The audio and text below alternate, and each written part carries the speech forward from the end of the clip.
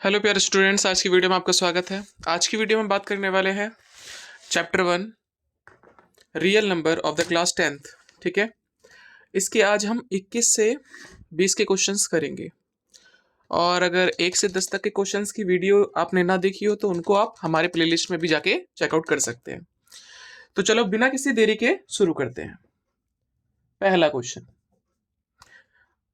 Question है आपका, all decimal numbers are. सारे के सारे डेसिमल नंबर कैसे होते हैं? Integer, sorry, rational, irrational, real और इंटीजर। देखो भाई, अब जैसे मैं पॉइंट्स की बात करता हूं, जैसे मान लो मैंने लिख दिया 2.25, तो इसको तो हम रेशनल नंबर कह सकते हैं। लेकिन अगर कोई नंबर ऐसा हो जाए 2.20, 220, 2220 डॉट डॉट डॉट, ठीक है, तो इस तरह के जो नंबर्स होते हैं वो आपके होते हैं इरेशनल नंबर। इरेशनल नंबर तो ना तो वो ये है और ना ही फिर वो ये है। इंटीजर तो हो ही नहीं सकता, क्या बचा? Real number.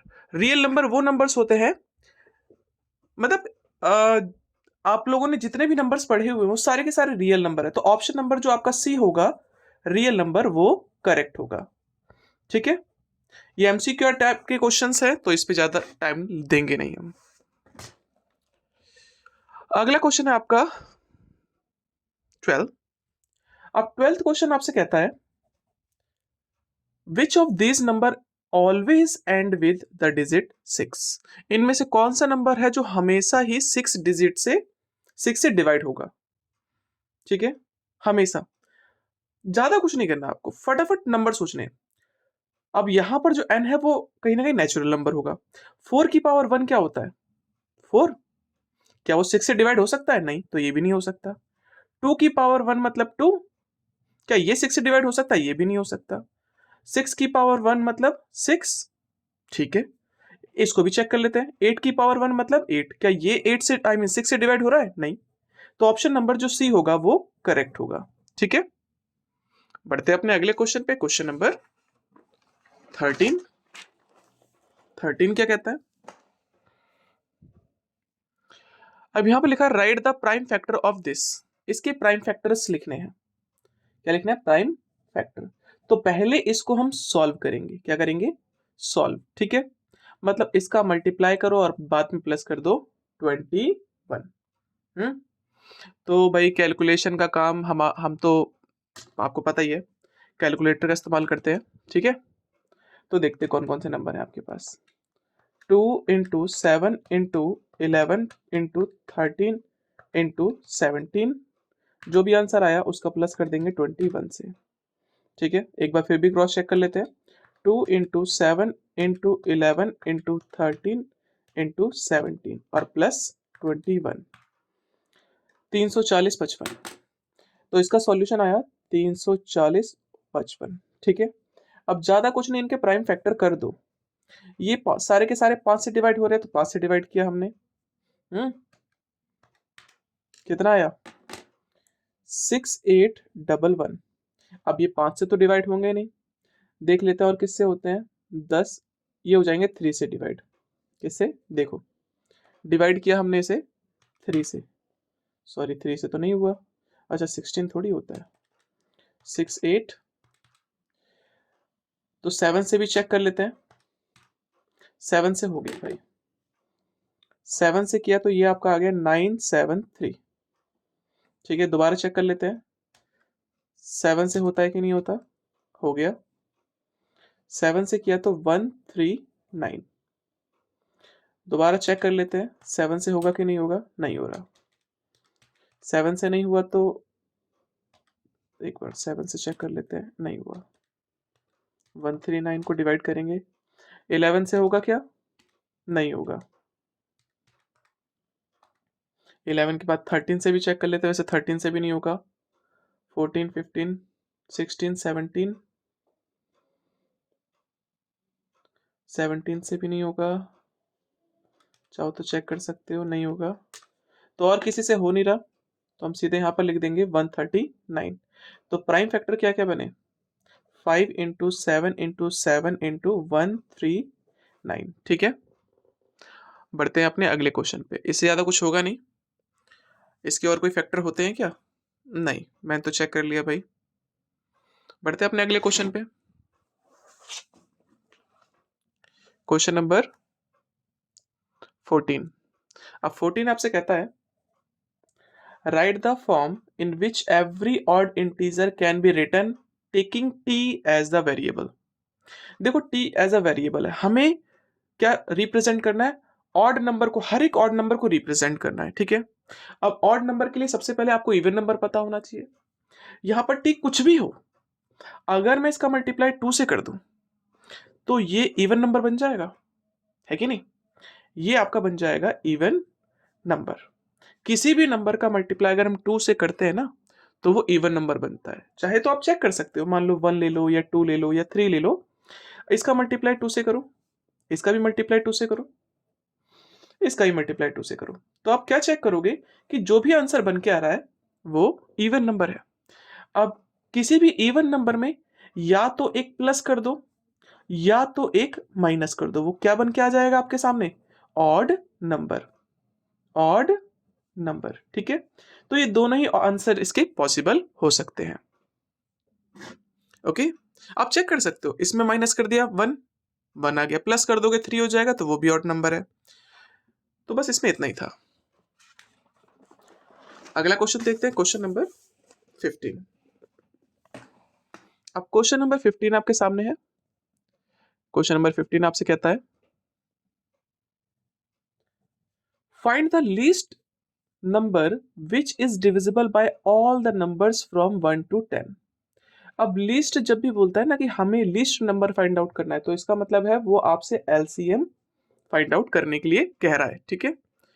तो ऐसा नंबर निकालो जो 1 से 10 तक बोथ इंक्लूसिव, और ये सारे के सारे इंक्लूसिव हैं, तो लिस्ट नंबर क्या होगा, ठीक है। एग्जैक्टली कुछ नहीं, 1 से 10 तक का आपसे पूछ रहा है कि बताओ एलसीएम क्या होगा।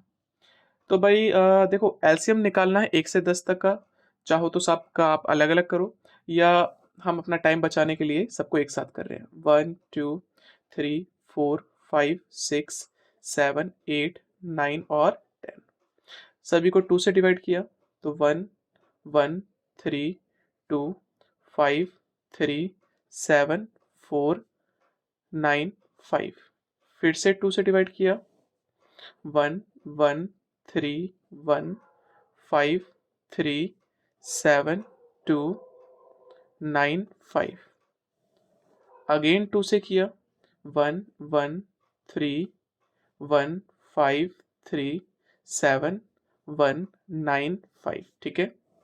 इसके बाद अब 2 तो कहीं होगा नहीं, 3 से करते हैं, 1 1 1 1 5 1 7 1 3 और 5, फिर से 3 से करो, तो 1 1 1 1 5 1 7 1, इसका हो जाएगा 1 और फिर 5।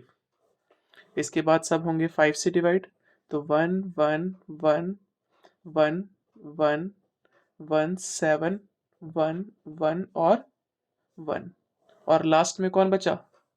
तो ये भी डिवाइड हो जाएगा। तो एलसीएम क्या निकला एग्जैक्टली? एलसीएम आपका जो निकला वो निकला इन सब का प्रोडक्ट। 2 कितनी बार लिखा है? 1 2 3, तो 2 इंटू 2 इंटू 2 और 3 इंटू 3 और फिर 5 इंटू 7, ठीक है। इन सब का मल्टीप्लाई कर देंगे तो आपका लीस्ट नंबर आ जाएगा। तो वो भी चेक कर लेते क्या आता है। 2 इंटू 2 इंटू 2, फिर 3 इंटू 3, फिर 5 इंटू 7, आपका जो आंसर आया वो आया 2520, और बस आपका आंसर खत्म, ठीक है। बढ़ते हैं अपने अगले क्वेश्चन पे। Question number 16। अब 16 आपसे कहता है the numbers this and this are divisible by this. मतलब ये दोनों ही नंबर इन सबसे डिवाइड होते हैं, इसके अलावा और किसी से डिवाइड नहीं होंगे। तो बताओ इसका एचसीएफ क्या होगा? तो ऐसा नंबर ले लो जो मैक्सिमम इन दोनों को डिवाइड कर दे रहा है।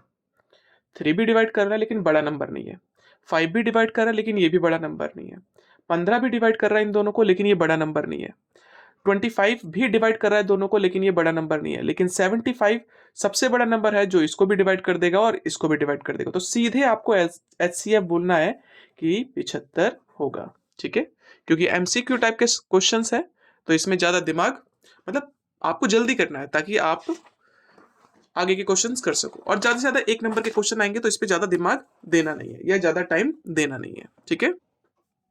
बढ़ते अपने अगले क्वेश्चन पे, क्वेश्चन नंबर 17। अब 17th क्वेश्चन आपसे कहता है रेशो निकालना है एक्स और वाई का, तो सबसे पहले एक्स और वाई की वैल्यू पता चल जाए। ओके, 5 का टेबल कितने टाइम्स पढ़ोगे, 35 आएगा, 5 7 जा 35, तो हमने y की वैल्यू निकाल ली 7, है ना। अब देखो 35 सत्ते 105, 105 दूनी 210, 210 दूनी 420 निकाल दिया। अब आपसे पूछा गया था x रेशो y, तो इसको हम x अपॉन में y लिख सकते हैं। x कितना निकाला 420 और ये निकाला 7, 7 एकम 7 और 7 छिंग 42, तो रेशो कितना बना 60 रेशो 1, और आपका आंसर खत्म।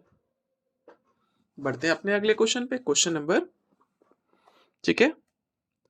अब क्वेश्चन नंबर 18 आपसे कहता है शो दैट 12 की power n can not and with the digit 0 और 5, ठीक है। तो सबसे पहले देखो हियर फैक्टर ऑफ 12 की पावर n, 12 की पावर n की अगर फैक्टर करते हो तो इसको हम क्या लिख सकते हैं 2 इंटू 2 इंटू 3 की पावर n, 2 2 जा 4 2 जा 8, आई मीन 4 3 जा 12, 12 की पावर n कर दिया। तो here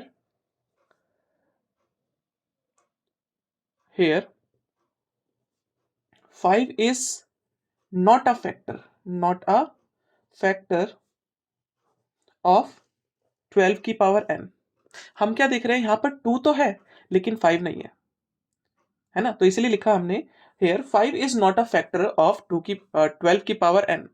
12 की पावर n का 5 कोई फैक्टर नहीं है, और जब ये फैक्टर नहीं है देन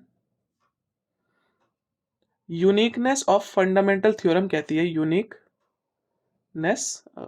यूनिकनेस ऑफ फंडामेंटल